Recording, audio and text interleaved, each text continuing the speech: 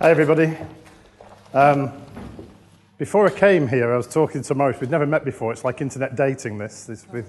We swapped a few emails and things, but we'd never actually met. And I saw the title of the conference, and I was saying to Maurice, does everybody know what that means? Is everybody comfortable with some of the language that we're using around dialogue? And Maurice said, I'm not sure, really. And then today I've turned up and he said to me, it's a bit like the X Factor, Clive, you're the wild card. We don't know what's going to happen with you. We haven't met you before, we haven't heard anything about you. So here I am, I'm the wild card, talking about things that we're not too sure about. So, developing dialogic learning in children's health and social care teams. What does that mean? Where does it come from? I hope I'm going to take you on a little journey now, and we can start to discover where that came from in terms of my practice and my learning over the last 30 odd years. So to start with, we're going to go right back, and then we're going to come back to the future. And I'm going to take you back to 1977. And in 1977, Led Zeppelin were brilliant. That was my coat. And for anybody that's seen the TV series Life on Mars, at times in 2016, I think I'm in that program, because I still go into places who care for children and adults, and I see practice from the 1970s and the 1980s. But this building here, at the bottom, that's a place called Radcliffe Town Hall. And in the basement of Radcliffe Town Hall, as a 14-year-old, I met a person who was going to change my life forever. And that person was a 3-year-old child with learning disabilities and physical disabilities called Paul. And do people are familiar with the term toy library? Yeah? So it's a place where people who didn't have the funds to buy toys would go, and just like a library to borrow books, they'd borrow toys. So they go and play with the children, take toys home, bring them back the following week. The first time I met Paul, he was sat in the middle of the room with nobody around him. There must have been 20 other children there with helpers and volunteers all playing with the children, running toys around, running cars around, making lovely noises. Paul was on his own, 3 years old. And his mum, I can see her now, she was sat over here. And she was also on her own. And even as a child, which I was, I realised there was something wrong. Why weren't people engaged with these two people? They were saying horrible things about his mum. I heard them, and nobody was talking to Paul. So I went up to this boy in the middle of the floor, and he told me to F off. First thing he did, F off, you bastard. As a 14-year-old, I thought it was quite funny, actually. So I was okay. I didn't do it. I didn't F off. I said, no, I'm going to play. And I sat down, and we played. And we had a great time, fantastic time. And I was still the only person that was playing with him. And then I went and I spoke afterwards. I spoke to my tutor at school. I said, I don't understand this.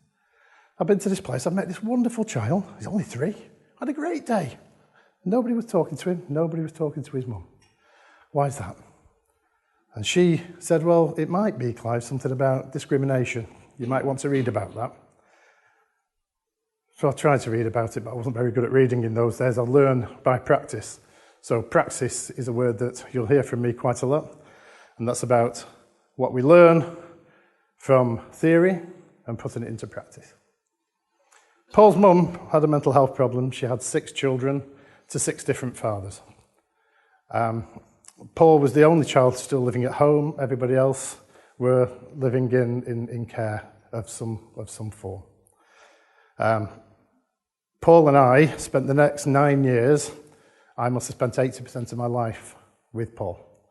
I used to go around, take him out to play when I was a 14-year-old. I'd go around on my bike, get him on his tricycle, we'd go and play. We'd go to different places together. I'd go and sit in his house with his mum. I'd have a chat with his mum, and we had a great time. And then when I was old enough to work, well, was I lucky. I spent nearly every day of my life with Paul as well, because on placements, as a child who was learning about residential care, Paul and I sought him out. I went to the same school as Paul so that I could help out in the classrooms. I went to the same residential place. I stalked him. I didn't really. I was just very fortunate to get placements in the places where Paul was. And so Paul taught me how to plan with people. Paul taught me how if we see somebody who isn't different from anybody else and we can have a good laugh, then they're not different from anybody else and we can have a good laugh. We can have a good time. And the children and the families that we work with are just children and families. So let's not start labelling people from the start. Let's just see people for what they are, people. 38 years on, not just 9 years on, we're still best mates. I've been Paul's foster carer. He's lived with me on a living placement. I've been his adult placement carer. He's my best mate. He was my best man at my wedding. And dare I say, we love each other. And I knew when I was younger that I loved him, not in a naughty way, as people have already said today, but in a way like a brother loves a brother, like a dad loves a son. And sure enough, as Paul and I have grown up together, unfortunately, I've gone from, how are you coming out with your brother today, to Paul not having the stresses that I've had, obviously, to where's your son? And we've had some fantastic times. He's got me girlfriends. We've been dancing together. Clive, look at this. What's this? Look at this. Oh, she's nice. Yeah, she's your girlfriend. Hey, she was. Fantastic. He knows me so well that Paul and I have a symbiotic relationship. But dialogic learning, well, you don't have to be an academic to understand what it is. I might be now. But when I was 15, the year after I met Paul, this was my school report.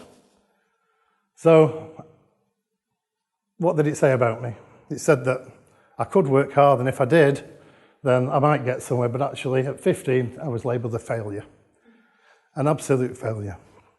What they didn't realise, and I didn't realise until I still thought I was thick until 2 years ago, even though I had 3 master's qualifications and a PhD, was that I was dyslexic. So learning hasn't come easy to me. Writing certainly doesn't come easy to me. And making sense of the whole world doesn't come easy to me unless people are in it. People come easy to me. Being with people comes easy to me. Being with people who use services comes easy to me. But having to write about it, that doesn't come easy to me. So, knowing Paul and wanting to learn, I left Paul behind in 1986 in terms of working with him and went on to try to further my career in residential care. And in residential care at the time, I had a fantastic time learning about the disability rights movement. And in the 80s, we had people like Wolfenberger's principles of normalisation. I don't know if people know this literature. People in Britain being discriminated against, the 5 accomplishments of O'Brien. So whenever we're going out, have we got the 5 accomplishments? Do people have community presence? Do they? Etc. Yeah? Model of disability, let's open up the whole world to people who are disabled. Let's not discriminate. I think we're still saying that in 2016, aren't we? Well, Michael Schmull in the 80s came up with something called essential lifestyle planning. And Michael came up with this from the States. He lived in the States, and he was asked if he could help people move out of a long-term institution, people with learning disabilities, out of a long-term institution into their own homes in the community. And when Michael got to the institution, the only information that he found about the people who lived in that institution was a number of the room that they lived in and a list of deficits, things that were wrong with them, things that needed fixing. How could he do anything? How could he help these people to move on? He didn't know anything about them. So Michael, using tools from the principles of normalisation, the 5 accomplishments, and everything else that was going on in the disability rights movement, came up with a model where he could ask questions. He developed some tools and some questions, very simple, that when he spoke to the people themselves, where they were able to speak or whether they were able to show that they understood, the people who cared for them, and when he found them their family, he could identify who those people were, what was important to them about their life, and how they wished to be supported. And that is the essential lifestyle plans. So every person in that home then had a plan that described who they were, how they wished to live their future. I thought that was fantastic.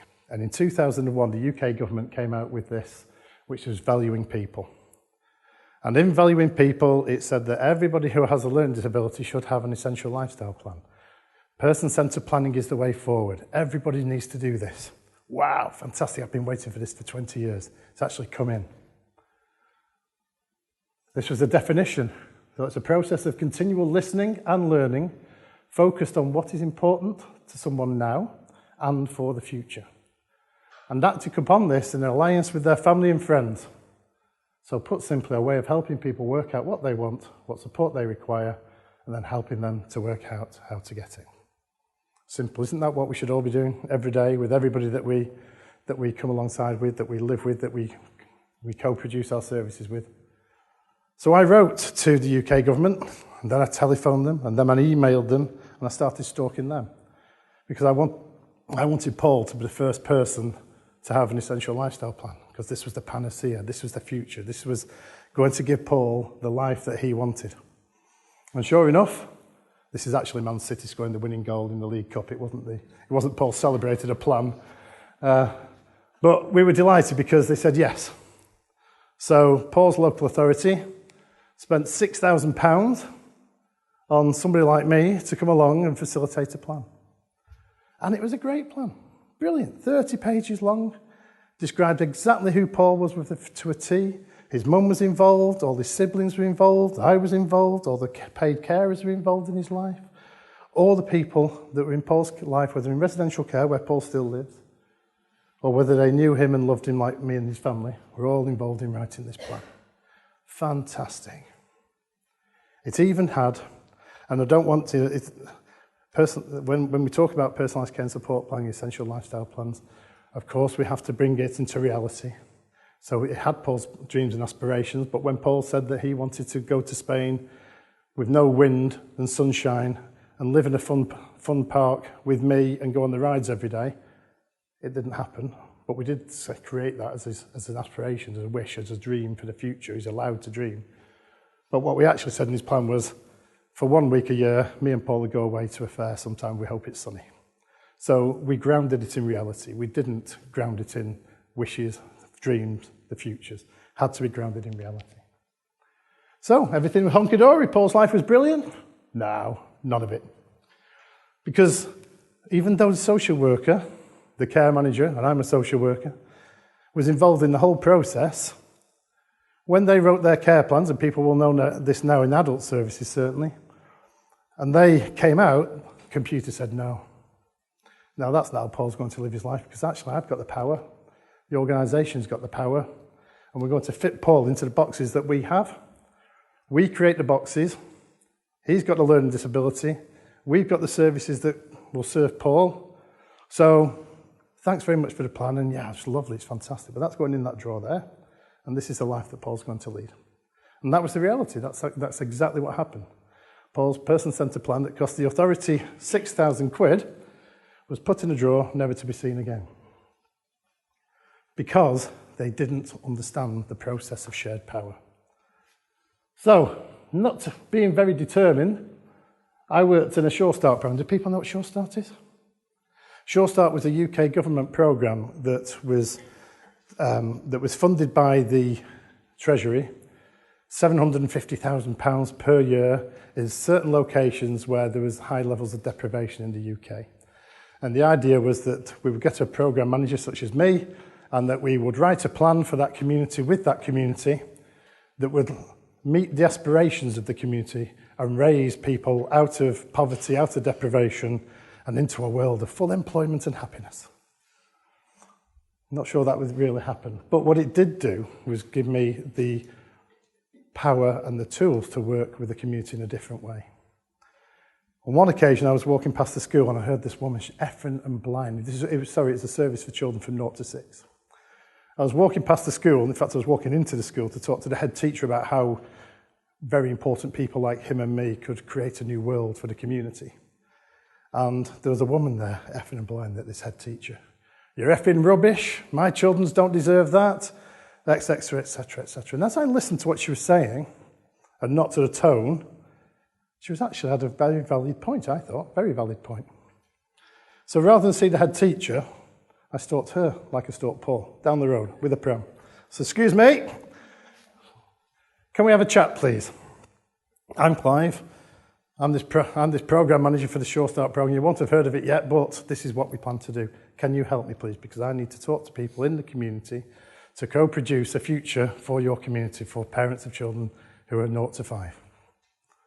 2 days later, she knocked on my door, and Mel became my first employee. She was my first volunteer in the Sure Start program. 3 weeks ago, she qualified as a social worker, so she was flipping brilliant. But what Mel did was she gave me an into the local community.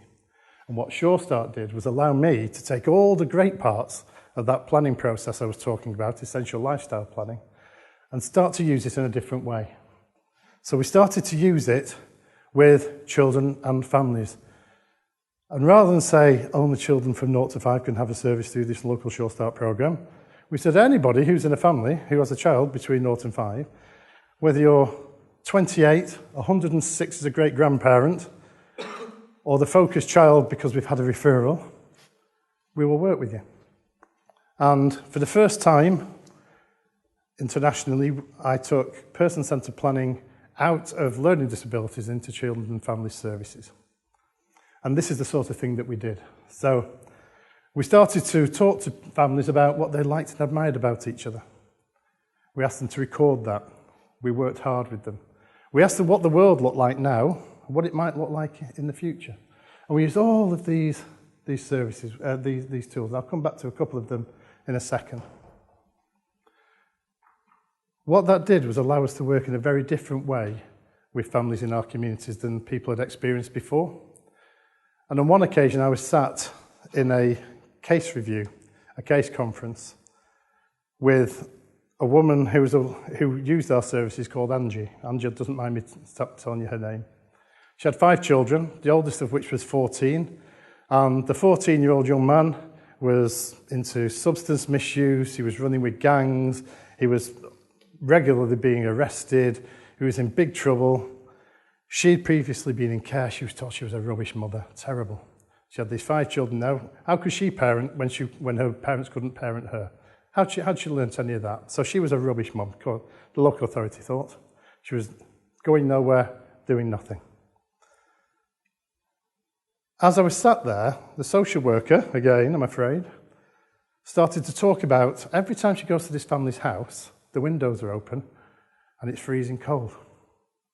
So, pardon the French, I don't usually swear. Angie said, "What the fuck are you going on about? My kids aren't on any registers because they're cold." You see, Angie, this is the problem. This is why we can't work with you, because you're aggressive. You shout at us all the time. You don't listen. You don't do what we ask you to do. She came out of the meeting. We asked if it could be adjourned. And we went and sat with Angie and started to work through what we call the Family Essential Lifestyle Plan. We asked Angie what she loved about the children. She couldn't tell me. 2 hours we spent together. She couldn't think of a single thing of her 14-year-old that she liked or admired.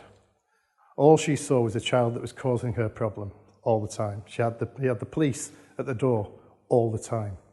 He had the neighbours at the door all the time. She had people trying to sell drugs to him on the door all the time. He was a problem. She was a problem. She was rubbish. But we kept going, and we started to develop what we call positive posters, and we started to really engage with a family that we were told we weren't able to engage with, in a community that you're not supposed to be able to engage with. I don't know what engagement is to anybody in this room, but to me it's actually talking, listening, and understanding. And that's what we did. To the extent that we started to understand that the 14-year-old who engaged with us and chatted with us and didn't want to come to any meetings but would write on pieces of paper, or ask us to write on pieces of paper to stick on a wall to say what he wanted to say, his father had been murdered by his mother's boyfriend. He'd never been to his father's grave. Nobody had ever spoken to him about it. And so he felt very sad. Nobody asked him about, how can we get you over this? How can we support you? It was just he was bad because his behaviour was bad. But as he began to engage, he started to come to meetings. He wouldn't come actually into the meeting itself. He would usually play pool and bring a mate who would play pool with him at the bottom of the room. But on one occasion, he stopped playing pool because the substance misuse support worker was saying that he hadn't engaged with the service. And he came over, he said, I can't engage with you because you tell me I've got to be at your offices at 9:30 in the morning. I can't do that. I've got to take the other kids to school because Mum's hopeless. So I actually walk my siblings to school. I can't get to the offices, then on a bus. See, nobody asked him. Nobody told us because there was no joined up communication between all of the services. There was no dialogue. There was no learning together.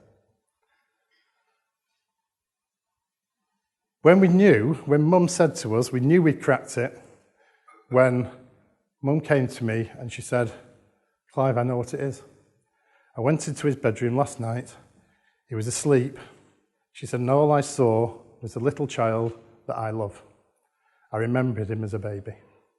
And she wrote, I love you, on a piece of paper, scrap piece of paper, and she blue-tacked it to his bedroom wall. So when he woke up, that was the first thing he saw, that his mum loved him.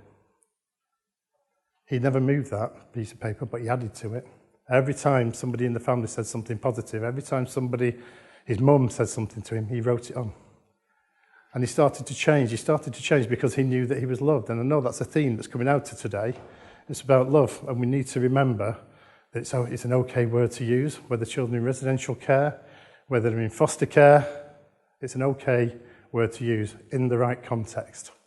So it's all about context. We started to understand with the children about the different environments that they live in. This was one of the children that we worked with came up with this model to help us about where they lived. So wherever they were, they could circle one of those words or tell us about it, and they could tell us. We started to understand what they actually knew or understood about where they were. And so we started to share the power. And because we were sharing the power, because families were becoming decision makers with us and children were, then we created these plans called Family Essential Lifestyle Plans. So we focused on the family, but we were child-centred. And all the family were involved in those plans. Sharon, who was a foster carer, was very sceptical at first, but absolutely loved her plan. 2 weeks ago, I thought we'd cracked it again, you see. I thought, this is great. Everybody understands now how to talk to people. We've got family group conferences. Everybody's talking to people in different ways. We're engaging with children in different ways. 2 weeks ago, I was at the International Federation of Social Workers Conference in Scotland. And Who Cares Scotland came up. And this is one of the slides that I stole off them. I took a photograph of it. They do know about it. But I was horrified because what they were saying was that 100% of children who are removed from home and placed into care in Scotland, 100% are removed because they needed protection, they needed a place of safety, they needed to be cared for. And yet over 80% of those children, when they've left care, have experienced young offenders units. 80% of the 100% of children that were removed from families to be protected. Only 4% of the children were in higher education. 50% experience mental health problems.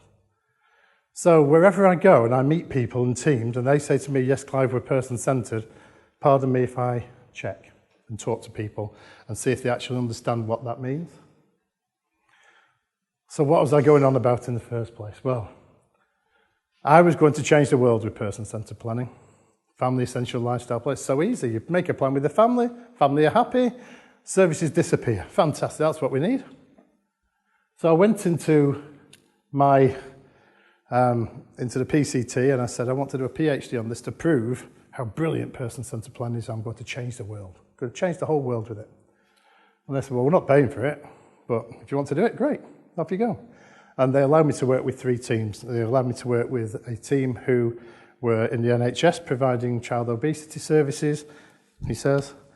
They allowed me to work with quite a large family support team in North Lancashire, in Morecambe Bay.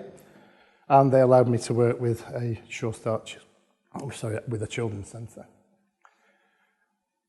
And within 2 hours of my first action learning set that I had with the first team, I was looking at faces that were blank. What are you going on about? What do you mean we need to work with people in that way? Let's rewind. And what I found was that people didn't understand what I was asking them to explain. When I was asking people to explain to me how they worked in a person-centred way, because they all said that they did, they couldn't tell me what it was that they did. So we started to explore that with all of the teams. And what I identified was that the teams themselves needed to experience the process. They needed to understand what it was like to be cared for and loved, in inverted commas.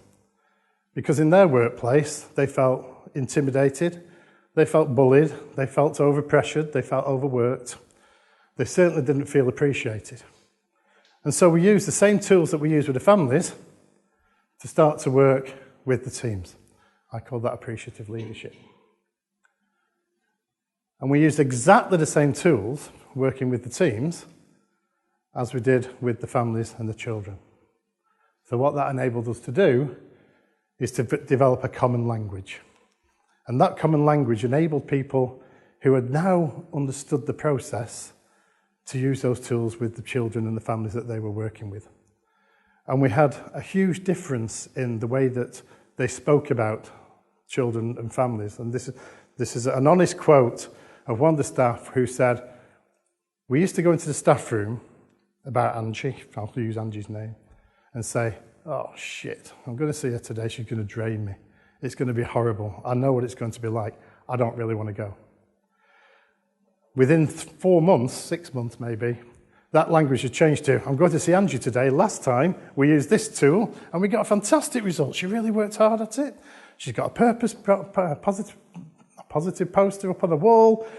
Her and the children are doing different things. They're engaged in doing different things. What can I do this time? What can I do to help them this time? How can I help them see the wood for the trees with the latest challenges that they face?" And in the teams, the action learning spiral, not a cycle, because we don't just go around in circles. We actually do progress when we use action learning. What this helped us to do was to actually understand the structures and the frameworks of the organisation.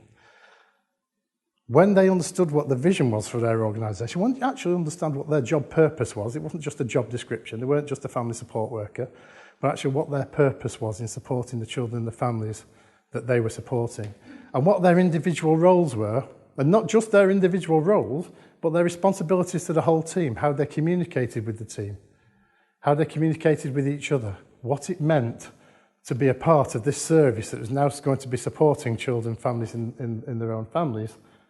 They knew what they'd liked and admired. How many people in here know what people in your service like and admire about you?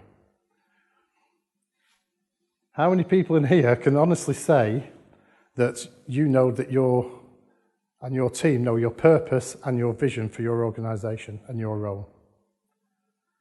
So if we don't know, how are we expected to help children and families with their lives? How are we expected to do that? There's one tool that we use that's called a shield. I showed it a second ago. And on that shield, I ask people to say, I want to see a place, a person, a possession, and a dream that they possess. Now, when staff members do that, it comes quite easily. They have great time, great fun. Oh, I didn't know that was where you go on your holidays every year. I didn't know that was one of your favourite possessions, Clive. How did you get that? How long have you had that? I didn't know that you and Paul used to go there. What a great place. I didn't know that the Etihad Stadium's the greatest place in the world, Clive. It is, by the way. But no, and we start to share all that. And I said to them, okay, anybody in here with a child in residential care who's really attached to them? Somebody that you really care for, somebody that you know. Oh, yes, Clive, I know. What's his favourite possession? What was the one thing that he had to bring with him when he left his home and came into residential care? Oh, I don't know. What's the one place that if that child was going to return to tomorrow, what's the one place that they would go, no matter what? I'm not sure. Then how can we support them? How can we support children and families if we don't know the basic information about what it is that we're trying to achieve? If we don't know what's important to people, then we can't take them on an adventure to a better place. We can hold them where they are. We can give them safety and security sometimes, but it's not until we actually engage at a level that is meaningful for the people that we're looking after, that we're caring for. It's not until we engage with the whole family that we can actually take those people on that journey. That journey for me is called dialogic learning. That's where we came in the first place. And I call it a cyclone of dialogic learning. I'm sorry, it's a terrible diagram, but down here, I say that we start off, what I found, because I'm dyslexic and I'm not very clever and I don't know a lot of words, I saw 4 stages of dialogue and learning. There were naive dialogue, developing dialogue, maturing dialogue, and then embedded dialogue.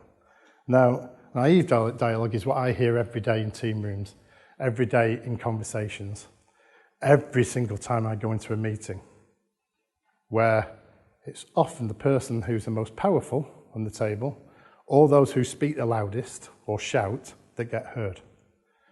But there's no dialogue, there's no sharing, there's no understanding, there's no shared perspective. Without a shared perspective, they never get past the naive dialogue bit. So they don't learn, they stay where they are. In the teams that I was working with, when they got past the naive dialogue, that I'm the best family support worker, I've done this, I've done that, and we said, well, where have you recorded that? Oh, brilliant, Clive. All on the file. All on the file, it's all there. Ofsted coming tomorrow, they'll pick that file up. I've done a fantastic job. Who have you shared it with? Oh. Well, I've written it down. Fantastic. And everybody who works here can read that. Yeah? And how's that going to change the life of that young person? How's it going to change the way that their family work together? It's only when you start to share that information with the family and with the other people who are involved with the family that we can start to do that. And so that's when we get to the maturing dialogue, where people are starting to engage in a meaningful dialogue together, where they're taking all their learning, they're taking everything that they know from research. It's fantastic when we get students coming through. Have you seen this, Clive? Have you read that? Fantastic. How's that going to improve somebody's life? How are you going to put that into practice? Well, what I've done is I've recorded that on my reflective practitioner chart, Clive. And that reflective practitioner chart sits on a shared drive.